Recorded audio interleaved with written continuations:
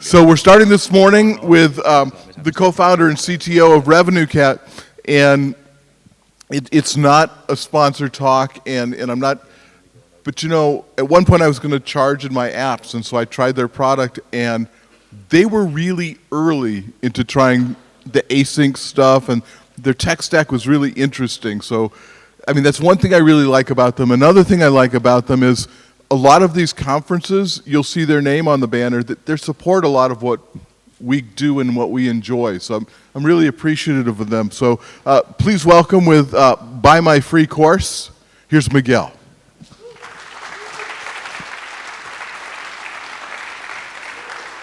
Hello. How are you doing? I thought it was going to be a lot less people today. All right. First of all, I want to thank NS Spain. It's always been on my bucket list as a Spaniard to come here. Unfortunately, it was started the year I moved to the US, so this is my first time coming here. It's been amazing, and it's truly an honor. And yeah, thanks first, Borja and Luis, for doing this so consistently, many years. It's a clear example of loving the community, really, and obviously all of you for coming all the way. It's a mission to get here. It's not easy, but yeah, we're gonna enjoy. Yesterday was amazing, and hopefully today is good too. All right. Today I'm gonna talk about my two favorite things in the world: apps and money. But first of all, I wanna show a disclaimer here. This is not a technical talk. I haven't done real development in a while, like hardcore development. What I will share today is pretty basic, but sometimes counterintuitive. And obviously, like if you're already rich with your apps, you don't need to listen to this. You can go and make more money doing something else. But hopefully, if you stay here, you'll have some fun at least and learn something, hopefully. So why am I qualified to do this, to teach this course? Well, mostly, as I said, I'm not an iOS developer anymore. But I became rich by helping developers become rich. So that's all you need to sell a course, I guess, nowadays. So hopefully this works. I'm glad this was a critical slide, and I'm glad everybody got it. All right, as I said, I'm originally from Spain. For those that are not from Spain, this is a meme, Spanish Dragonite meme. But yeah, I've been in the US for I moved to California like 13 years ago. So I'm fully Americanized now. This is me last summer celebrating 4th of July at my friend's house in Ohio, doing all the American things and exercising my freedom to explode some ridiculously oversized fireworks. So yeah, it's fun, yeah. The European mind cannot comprehend. So yeah, I moved to the US originally to work at this company called Elevate. That's what I did, what I would say most of my iOS development. I work on a technology that I don't know if you guys, it's very legacy technology. Does anybody know Objective-C? Has anybody? Okay, cool. You guys are old. Has anybody done any Reactive Cocoa? Do you remember Reactive Cocoa? Yeah, this was the future of technology. Yeah, it's great. So much more expressive and powerful. It was great. Anyway, the app ended up becoming quite successful. Was App of the Year. We had a good relationship with Apple, and that was the year that we decided that the business model that we had wasn't going to work because it was one-time purchases, and we were generating new mini games, new content every month. So Apple and Google were happy. We were like, yeah, you can do subscriptions. So we got into the amazing world of subscriptions, and we thought it was going to be way easier. It wasn't that easy back in the day. That's where I met my friend, Jacob, and one day we were surfing, and we were like, why don't we start a company around subscriptions? Yeah, we did it because we thought it was going to be easy, and then we realized it wasn't. But yeah, we started this company called Revenue Cat in 2017. We help developers make more money doing in-app subscriptions and try not to make it super spammy because I guess everybody or most of you know what Revenue Cat is, right? Yes? good. If you don't, go to the booth. I have some swag. This is our first conference, actually, or the second conference. We only had one piece of swag. It's very small. This is our third employee, Ryan. And yeah, that's where I met Luis, the NS Spain founder. He was a Spaniard too, and he came by. This was in San Jose, I think. And I don't think he would have thought that we would be here today. And I think he was right, because I didn't think that either. But yeah, now we have a very big booth, a lot of people, 105 employees around the world. And nowadays supposedly I'm the co-founder and CTO, chairman of the board. What that essentially means is that I'm the mascot. And I go to different conferences, talk with people, firefighting, but not that much technical work. Anyway, so since I'm somebody put it, and Jacob always jokes about it, I'm a very famous Spanish CTO. I've been getting dozens of tweets and DMs and emails pretty much in every other day. I get somebody is like, hey, I have an app idea. I'm inspired. Should I start a business? Should I make my app a business? What do you think? I've always replied. I always reply, no, you shouldn't. Absolutely not. Because you're focusing on building. Building is fun. We all love building, but building a company is a totally different thing. It's really hard.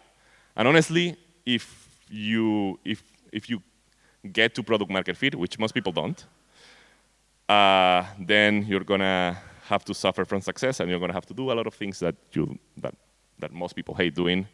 You might have to raise money, talk with investors. You will need to hire, manage, fire people. That sucks. I'm a nerd. I like to work with computers. I don't like to work with people.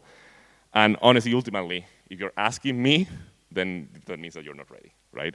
Like it's a crazy thing to do, so don't do it. However, if somebody today asks me, should I start a company? Should I build an app and make a business? What do you think my answer is? Well, the world has changed. And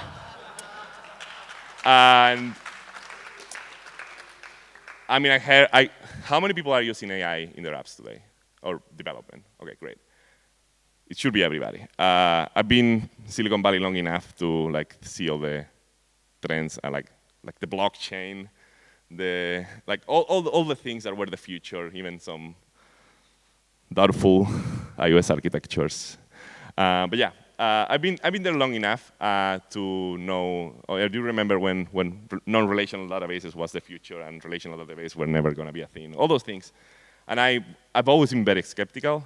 But the first time I played with AI and the first models and that, I was like, okay, this is going to change everything, and it actually has. And the App Store has also changed. This is true.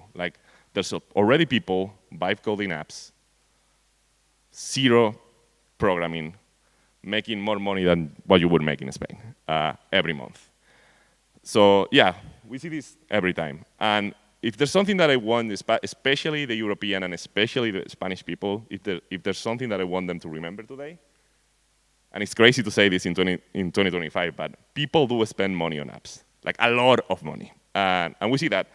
And I know that in Spain in particular, as a culture, we're not used to paying for software. We have a very deeply piracy culture and all those things. But yeah, people spend money on apps. And we can see it in many ways. This is crazy. This is how we're seeing now. This is external data. This is not revenue cut data right now. But you can see that how it's two interesting things. The AI has exploded the revenue, the in-app purchase revenue, but at the same time, for the first time, we all know that people spend a lot of money on games. They are designed to rip off people, but for the first time, apps are making the same money or more money than games, right? So this is a pretty interesting switch. And then also, I mean, obviously, something I want to point out really clearly is that when you hear people talking about revenue on Twitter and they're bragging about revenue, please take into account that revenue is different than profit. And some people spend a lot of money to get the revenue, right? But yeah, it's real. People are spending money on ads. And this is actual revenue cut data. So if you can think of revenue cut as a kind of an index fund for the App Store economy, and these are three metrics that we track. Obviously, it's like a funnel. So the first one is first API call, then test purchases, and then production purchases. Obviously, they are delayed. But you can see it's like literally the the stocks emoji. It's like a hockey stick. So yeah, it's happening. So yeah, building is a lot more fun now because it's very cheap. It's faster. You can build a more ambitious product. You don't need to manage people. You can do it by yourself. You don't necessarily need a designer to begin with. You don't even need a co-founder. You can do it by yourself. You don't need to quit your job because you're going to be able to make it faster and do it at night or in the morning on the weekends. And you guys, all of you, have a crazy competitive advantage because the main blocker right now is that it's very easy to get to the 90%, but the last 10%, people get stuck. And if you know the underlying technology, you're going to be able to fully take advantage of AI to build things.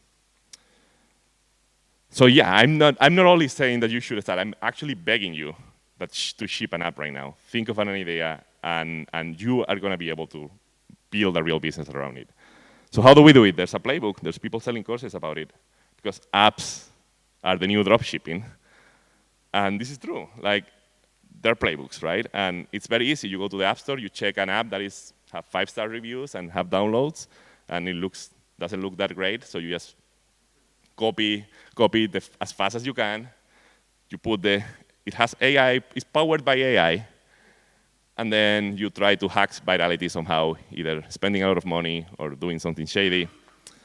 I'm not saying this doesn't work. This clearly works. I don't think it's necessarily a sustainable business because people will churn and subscriptions are not going to retain that well.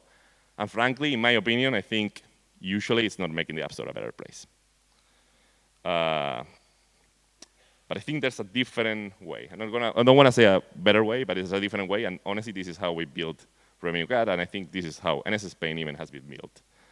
And this is the Y Combinator motto: make something people want. And it's super simple, but it's extremely powerful if you really consider it when developing your apps. And this is the harsh reality. But the good news is that this is Revenue Cat data. Like 57% of apps that ship with Revenue Cat actually make money, but only 32% make, 32% of them make less than $100 a month. The fun thing is that, again, of all the apps that ship with Revenue Cat, only 20% reach $1,000 in monthly recurring revenue. But once you reach that point, it's a lot easier to get to the next threshold and make a lot of money. So that's why it's very important to be consistent. So how do we find the idea? So instead of like going for something that it's very popular, this is a by the way, you should scan this. This is a way to use AI to help you decide what to build. This is a prompt that my good friend Rick designed, and it's working really well. So how do you find your unique killer idea? I would suggest you to look for something that you deeply care about. It's a lot easier to build for a long time if you're solving something that you deeply care. For us, at Revenue Cat, it was developers. We were developers. We know in-app subscriptions sucked. We knew StoreKit wasn't great. And we knew that this product needed to exist because we were the customers of this product originally. Ideally, you're the target user. And honestly, this is, again, counterintuitive, but the nicher, the better. Don't worry about the total addressable market. This is extremely important because actually when we went to Y Combinator and we did demo day, we were a little bit concerned about the total addressable market. We didn't know if we were going to be able to, with the App Store at that time in 2018, we didn't know if we were going to be able to be like a venture-backed scale company. But Paul Graham told us, like, don't even worry about it. Like the whole market is going to grow, and you're going to help the market grow. And this is kind of what it is, right? Like, if you really care about something, and then you connect with the people that care about it, they're going to help you grow it. And I'll show you how later. So yeah, talk with the people, right? If you don't care about the problem, you're going to quit very, very easy. But if you care about the problem, then you're going to connect with the community. You're going to connect with the people. You're going to have other things to talk about, and you're going to keep going because you really care about solving the problem. this is very useful too. Set a deadline. We have, the Y Combinator program was 3 months. For us, those were the 3 months more productive months of our lives. Because we had a deadline, we knew that demo day was super important and we need to have a product built. That's also why we do the Shipathon thing, which is the biggest mobile hackathon in the world. And the idea is, it's not about the prices or anything. It's about like, hey, there's a deadline, you have an idea, make sure that you ship before the end of September. And it's helping people to make sure that they hit it. And yeah, talk with people, build, iterate, do it real fast. The faster you ship, the better the product is going to be. And another thing that is counterintuitive is launch as many times as you need. Like Airbnb launched like 14 times or something like that. It doesn't matter. Like if you launch and nobody uses it, keep talking with customers, ship fast, there's a new version, another launch. Nobody's going to care because if nobody realized that you launched the first time, you can do it again later. As I said, persistence wins. This is real data. The longer you stick with it, the higher the chances that you'll make a lot of money.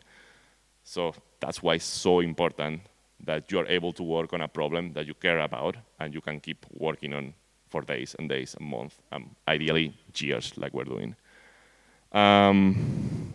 Distribution, right? That's the magic word. Like product doesn't matter. Distribution is the most important thing. I think distribution is extremely important, but I do think people focus on distribution too early, especially when they have a shitty product, right? Don't do that. As I said, when we started, I thought this was probably going to be an open source project that a few people were going to like, and that was it. I was thinking, oh, this is going to be $1 billion company. But the truth was that there was a few people that really liked it, provided a lot of feedback, really cared about it. They really were huge supporters, but were also telling us when we screwed up. And yeah, word of mouth, and that helped us grow. So this is extremely important. If you build something then this is why I say don't try to build for everybody. Build for a small subset of people that you can really connect with. And then you'll grow from there. You can always expand it. So how do you do the growth? As I said, the first users should be your friends or the people that you already know and you've talked to. Once they love it, then you can start doing things and do things that don't scale. Another thing that is counterintuitive. You need to do a lot of things that don't scale in order to scale, because then you'll learn what are the things that you can do to spend money and spend more resources. We still do it to this day. Like, yeah, I mean, I'm here today, and I think that doesn't scale. I cannot go to all the conferences, but it's really useful, and it's. Yeah, then from that you expand the circle. Try to go for the communities. You can go, obviously don't be spammy, okay? Just add value. Don't go like, use my product is great. No, like try to get feedback, try to offer something in advance. But yeah, look for the people, look for those community sites. This is an example of Reddit, Discord, but maybe they are in different places. Maybe they are in real life. And I'll show an example later about this.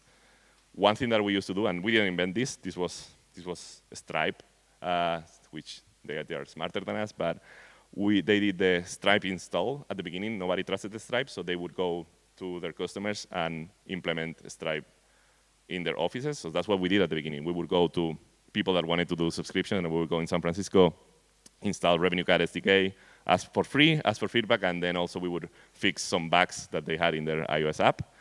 And that obviously, like, we cannot do it now, but it was super useful to get more feedback about the product and improve, and honestly also see the different implementations that people had and how to make it more streamlined. You can do ASO, that's cheap. Again, don't over-focus on this before having a product that solves a real problem, but it's cheaper. And yeah, find your channel. That's the other thing. People tell you, do TikTok, do Instagrams, whatever. Maybe not, right? For us, what work? Conferences work, but also content work a lot. We used to write a lot of blog posts about like, hey, this is how a StoreKit is broken. This is how you can do everything that RevenueCat does, and we were doing that for free. And then people were like, okay, these people know their shit. We'll just use them. It's very complicated. But I cannot say, yeah, content is going to work for everybody. Same thing, like for us, we've learned something along the years is that developers don't want to talk to sales. And that's, again, counterintuitive, right? Everybody's telling you, oh, you're an enterprise company, you should have a huge sales teams and do all these things. Well, maybe not. Maybe you should focus on something else. It might work for some people, it might not work for us. For us, a product is very technical and developers are our target. So it's a different thing. It's not the same for everybody. Only then you can spend money. Of course, you can spend money early, you can experiment, but please don't waste money when you don't have a initial sign of product market fit because you're just making the world a worse place and you're spending more money. And I would say, if you're going for influencers, don't go for Mr. Beast. Go for somebody that talks to your community. Find that micro-influencer. It's going to be cheaper. It's going to be better for the influencer. It's going to be better for you and for your audience. And then you can do search ads or other type of paid campaigns. I think the next slide is some examples. Yeah, these are real examples of people that have participated in the last year's Shipathon that we organized. And shipping apps changed their lives. This is Mansour. His app, BJJ Evolve, is a Brazilian Jiu-Jitsu app. When I saw it coming, I was like, I don't know why there needs to be an app for this. But he's a black belt, and one day training, he realized that he would benefit from having an app. So he built it. The way he grew his audience was like posting TikToks about building the app, and it grew really quickly. And now he has a real business. Like there's gyms around the world using this app. And this quote I think is very important that he said is that you need to love the problem you're solving because otherwise you're going to get bored after 2 weeks. Essentially what I said before. After a year, he's still working on the project, and this is the key. Because then he'll be able to grow this even further because it's something that he deeply cares about. Same thing, it's a simple app, but Leandro wanted to get shredded for the summer, and there was not any app that he liked, so he was like, I'm going to build one. And he was a student, he didn't know how to build Swift, he didn't know how to build iOS apps.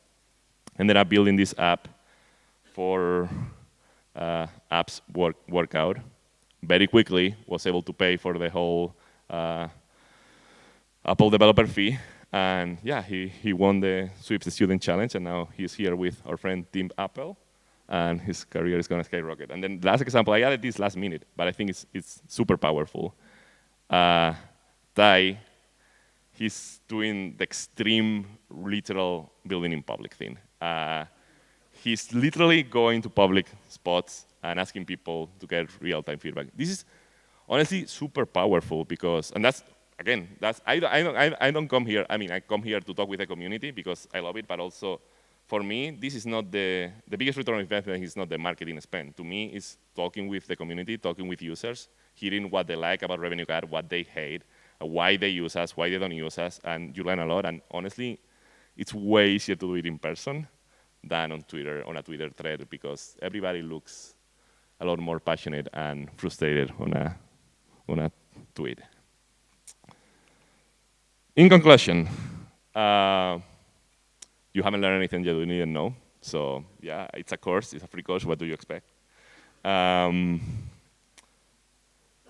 I do truly believe that it's the best time in history to be an app developer because you can do it by yourself, you don't need a big team. This is crazy, like when I was studying computer science at school, I felt like I was late. I was like, okay, the web has already, like I could have made a lot of money on the web and the .com crash and all those things, too late. Then the App Store came, and I thought that was the timing, but I think the timing is right now. This is very personal, but I do think the App Store should be owned by all of you guys, real app developers and not grifters, because that way is the only way that the App Store is going to keep being a better place and it's going to be what we all love. Yeah, go build something people want. Have fun doing it. Don't forget, forever, talk to users and ship fast. Again, this is something that even for us nowadays, we struggle a little bit. So once you find product market fit, you feel like you're super smart and that you know everything that your customers want. No, that's bullshit. Talk with the users because they're going to tell you exactly what they need. Obviously, the cars versus horses and all of that, you need to pay attention to what they're listening. But if they're telling you this, if everybody's telling you the same thing, they probably want it, and you should be focusing on building that. And if you keep doing that forever, I guarantee you that you're gonna grow. So yeah, make money along the way, have fun, and hopefully you ship an app after today, and I can't wait to see it. Thank you. I have some shippies. Who didn't get a shippy? Okay. Well, I'm gonna throw one very. Oh. Okay. Yeah. Well, I'll answer questions. Yeah. So my first interaction, I tried downloading RevenueCat, and I ran into an issue, and I posted on Mastodon, and I love what you said about we don't want to talk to salespeople because one of your engineers got right back to me on Mastodon with the solution. Is that something you encourage your people to do? Are your engineers actually responding to the community like that? Yeah, they should. I mean, yeah, that's how it is. Like, you need to talk with customers. It's one of our values, be customer obsessed. And I mean, Jacob used to, there's a quote from Jacob that says, like, the customers are not the Pope, right? It's like, no, you don't need to wait for somebody from customer support or sales or whatever to answer it. Like, and it's great because if they're talking about something that you built and they're giving feedback, it's the best opportunity to, like, get that full loop and improve the product and actually feel the connection of, like, oh, something that I built is being used, right? It also makes you feel like there's actually someone there. It's not just a company. Exactly. And I think this is kind of like to me personally, I struggle a little bit at the beginning because when you're building an app, it's B2C. The biggest thing that you see is App Store reviews, right? And it's like, oh, it's a text, somebody complaining about my app, and the person is wrong. Screw them. When you're building something like this, there's a deeper connection with the users because they reach out to you directly, and yeah, you need to take advantage of that because that's what we're building it. We're building for real people. So I like your story. You talked about you weren't building a business. This could have been an open source app. This could have been just something that helped people. What made you cross that bridge and say, no, we have something here? So when we were doing Y Combinator, one of the first questions they ask you is how is this going to be a $1 billion company? And Jacob and I laugh, and it's like, there's not many apps. There's not that enough apps for this to be a $1 billion company. But then we started growing organically in two ways. Three ways, actually. One is there were more developers coming. Those developers were growing the revenue, so we grow. But then those developers were telling other developers, hey, you should monetize using subscriptions. And at that point, it was like, okay, there's something here, and nobody else thinks that this is such an obvious idea. And yeah, I mean, at the point, it's like, okay, can we commit to doing this for the next 10, 20 years, the rest of our lives? And again, we can because we are developers and we care about this. If I was selling to, I don't know, restaurants or something like that, I would have quit a long time ago. Given your talk and all the things that you have for advice and all the information you have from developers, have you thought about building a sort of a consulting branch where you help business owners build their business? We kind of do indirectly. We have a conference for growth people in a couple of weeks in New York, and we have the podcast that is about growth, mostly not actually developing. But yeah, no, we haven't thought about the consultancy business yet, but we definitely want to help. Like our whole vision was like, first of all, is the build part of it. Like, we want to make sure that people can run subscription really quickly and monetize. Then you need to analyze the business. You need to know how you're doing, and ideally as close as real time as possible, because App Store Connect is not that great for that. And then once you got that, then the next step is, okay, how do I grow a business? But and now that's mostly what we're focusing on, what most of our roadmap is about. Yeah. People want to know how you came up with the name for RevenueCat. Oh boy. I don't know what. I mean, we have 100 different stories, so I can come up with a new one today. It's not that deep, really, unfortunately. Jacob and I had a shared doc with a lot of names. We really wanted to. None of us have cats. It's not that we love cats or anything, but the domain was available. The revenue.cat was available. I thought .cat is from Catalonia. I thought it was funny, and yeah, we got it. And now we're like, obviously, we're writing the whole cat ecosystem thing now and the marketing, but yeah. And the other question is one you probably can't answer either, is why don't you create a new app store? If we thought about it, yeah, maybe. I don't know. I think it might make sense, but also, yeah, I mean, there's a lot of things to criticize from Apple, but we are also balanced enough to know that we owe our livelihoods, even before starting RevenueCat, to the App Store. So we're just trying to contribute and make it as good as possible the way we can, because we still believe it's the easiest way and best way for users to discover new software and pay for software. But yeah, that doesn't mean that it's not broken. It's obviously very broken. But yeah, maybe. Please thank Miguel.